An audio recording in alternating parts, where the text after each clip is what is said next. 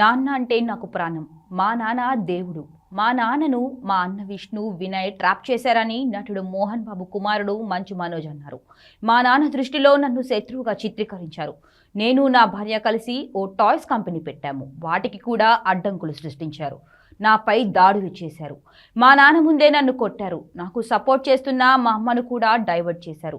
3 రోజులు బయటకు వెళ్ళు, మనోజ్కి సర్ది చెప్తామని మా అమ్మను కూడా నమ్మించారు.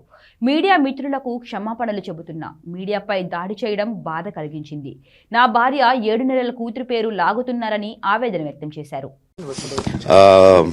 మా అంకులు విజయవాడలో ఉంటారు. అండ్ ఇక్కడ కొంతమంది అంకుల్ నాన్నగారు బాగా క్లోజు. మనోజ్, నువ్వు ఎన్నో సంవత్సరాలు ఇంటి బయటగా ఉన్నావు, నీ సొంతంగా ఉన్నావు. మీ నాన్నగారు అమ్మగారు ఒకరే ఉన్నారు.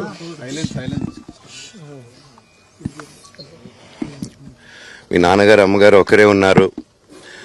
మీ అన్నయ్య ఏమో దుబాయ్కి షిఫ్ట్ అయిపోయాడు ఫ్యామిలీతో. మీ వైఫ్ ప్రెగ్నెంట్గా ఉంది.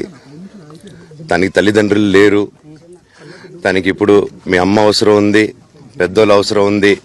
నువ్వు అక్కడే ఎలా చూసుకుంటావు అంటే, నాకు ఆ రోజు మా భార్య కూడా ఒకసారి వాళ్ళు అన్నీ చెప్తున్నారు కదా, ఎందుకండి ఒకసారి వినండి అంటే, సరేమ్మా నీకోసం వస్తాను అని చెప్పి మళ్ళీ తిరిగి రావడం జరిగింది. అండ్ నేను ఈరోజు నా గురించి ఆరోపణలు వేస్తున్నారంటే అది నేనేం చెప్పలేను. ఓన్లీ మీకు ఆధారాలు మాత్రమే చూపించగలుగుతాను. ఇప్పుడు వాళ్ళు చెప్పి నేను చెప్పి ఇది కరెక్ట్ కాదండి, నేను ఎప్పటి నుంచో కూర్చొని మాట్లాడదాం అంటున్నాను.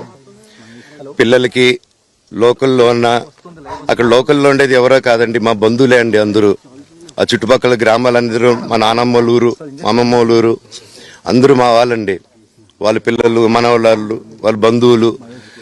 సో వాళ్ళకి అన్యాయం, వాళ్ళు నాకు వాళ్ళ అర్జీలు పెట్టుకున్నారు, వాళ్ళ లెటర్లు పంపించారు, వాళ్ళన్నీ చేశారు. నేను వాళ్ళకి సపోర్ట్గా మద్దతుగా నిలబడి ఏమైంది నేను అడిగేసరికి వినయ్ అతనికి ఫోన్ చేశాను, మెసేజ్లు పెట్టాను. సార్ వాట్ ఈస్ హ్యాపెనింగ్, నేను కావాలంటే కాలు మీద కూడా పడతానండి, ఈ ఇష్యూ క్లియర్ చేయండి, మాట్లాడుకుందాం అంటే చాలా దురుసుగా రిప్లైలు పెట్టారు.